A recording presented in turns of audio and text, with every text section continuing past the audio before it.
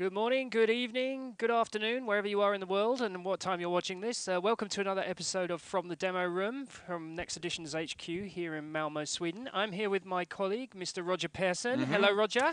Hello, Adam. How are you? I'm feeling a bit guilty.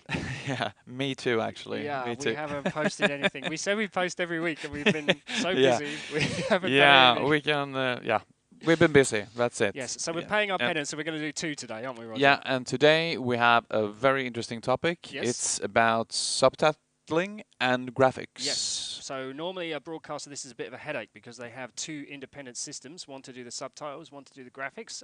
We're going to show you how you do that inside one single user interface inside nxtedition now. Yep. Yes. So shall we get on with showing the viewers Just get it our on. screen here? Yeah. Yes, I'm saying, Mr. Roger. Okay, I'm just going to take the crawl away here so you can see the whole screen. So what we've got here is, I've got a piece of video here. I can scrub it, etc., etc. And I've got a little subtitles tab here at the bottom. I'm just going to click on this subtitles tab down here, and you can see that we have no events added. So what I'll do is I'll go to the front end of the video. So let's say about 5 seconds in. Oh, actually, because this is a subclip, let's say 6 seconds in, roughly. Okay, and I'm going to say new subtitle. And that will create a start time at the point where my time cursor is here. Now I have the closed captions button switched on here, so with that switched off you wouldn't see them, and with this switched on you do. Let me just lose that live from Malmo because it's in the way.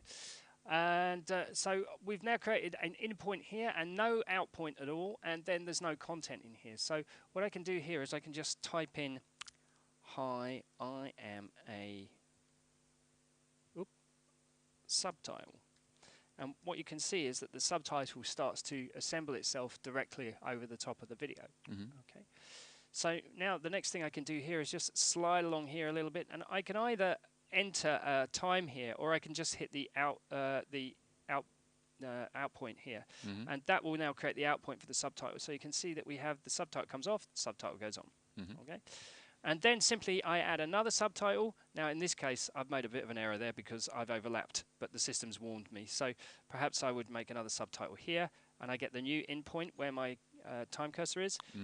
Say here is another subtitle.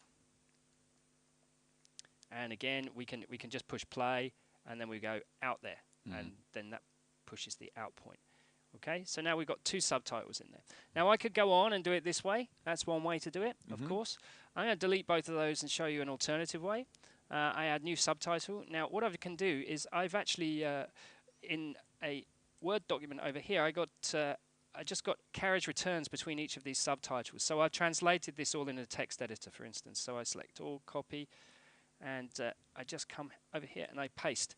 And what happens is for every single subtitle that's got a carriage return, you'll see that I get a different one added automatically by the system. Okay. Now, there is another interesting factor here, which is that this one is actually going on to 4 lines here, so this is actually too big. So what I can always do is just carriage return twice, and the system will automatically build me another subtitle. So I can break them out a little that way. At the moment I'm having an issue because there's no out point, so let's set an out point for that one. And you can see as soon as I set an out point for that one, it jumps for the in point for the new one. Yeah. So I can use in point and out point on my keyboard just like I was an editor to set ins and out points. So if I now push play and go out, out, out, out, out, out, out, out, out, out, out, I created all of the out points for each of those subtitles. And again here, this subtitle, if I click on this actual subtitle here, it will actually jump to the subtitle I'm talking about. And this one is again is too big. So what we're going to do is just take it at the word sentences here and carriage return twice, and it will create another subtitle inside the same amount of time here. Okay, and again these times are all adjustable here on the left. Can you adjust, for example, the color or the background? Yes, so we can set up any style of subtitle in the settings inside Nix. So what we could do is change the font, like you say, or the backgrounds. We tend to try to like to keep everything black and white because that's the way subtitles are. And but if you want them pink in Comic Sans, I'm sure that's entirely feasible. Okay. The other cool thing is now we've got all of the metadata for these subtitles here. we can also export that on a YouTube publish directly to YouTube as metadata. So the metadata goes to YouTube, and YouTube can then index it for search purposes. So you only need to subtitle it in one place, and then it will be dealt with there. There is another button here called Update Hard-Coded Subtitles. When I click that, the system will go away and render two versions of this video. There will be a burned-in subtitle version, and there will be a clean version. And when we get to the automation and you start to play this clip out, if you select that this clip should play out with subtitles, it will only play out the one with the burned-in subtitles. And if you want to play it clean, then you don't select subtitles and you'll get the clean version. So you have that kind of option. Exactly, yes. So obviously if you want to download a burned-in copy of it and send that somewhere, if you want to burn the subtitles in when you send it to Facebook or when you send it to YouTube, you can also do that. That's also an option. So that's a very simple way to do subtitles. Then we treat graphics in a very similar way. So if I come down here to the graphics tab, you can see there's, again, no events here. So what I'm going to do is I'm going to search inside here for a subt that we have. Types event. Oop. My typing skills are off today.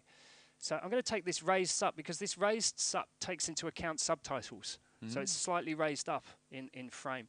And in the same way that we have the CC button to show the subtitles here, we also have the graphics button here, which when I highlight that will show the graphics at the same time. So I've dropped in here a graphics template. There's all these template events here that we have, and I've dropped in the graphics template for the raised subt, which is this one here. This has some parameters, so I click here in the tanual, as they call it in Denmark. I've learned a new Danish word. And I can see all the features available here. So I can type in a title, so let's say Next Edition. And I can type in a name, let's say my name. I also get a choice of colors here, so I can make it yellow perhaps. And a choice of a delay, so I don't want a delay at all, so I'm just going to kill that completely. It's set by default. Okay, so now at 12:08, which is our current playhead position, will come in this graphic. So what I do is just come ahead of that point and push play, and there you can see we've now brought on the graphic here in a preview. So I've got full control over that. I can, for instance, say, okay, I don't want it to be yellow, I want it to be purple. So we'll switch that to purple. And we come play again on the animation, and you see we have purple there. Also, we can display the graphic and the subtitles at the same time. So if I'm in a position where there's a subtitle and the graphic, you can see both at the same time. So here again, I can set an out point for the graphic. Let's say there. So now you can see that that is just the out point. So it comes on here and it goes off there. And I can preview that in the system now. It's all a bit fast because it's a very short clip. Yeah, sure. But now we can add anything here on our graphic system. We can add into the graphic here. And we have also the update hard-coded subtitles graphics in the same way, which will burn the graphics into the clip so that we can export to social media without having to use any other system. So we could, for instance, create a social media template where we fill out all the details and then we burn that in and then we post it. So two very complicated things to do, done very simply in one place. Very quickly. Okay, yeah. As long as you have that kind of a template already, and it's... yes.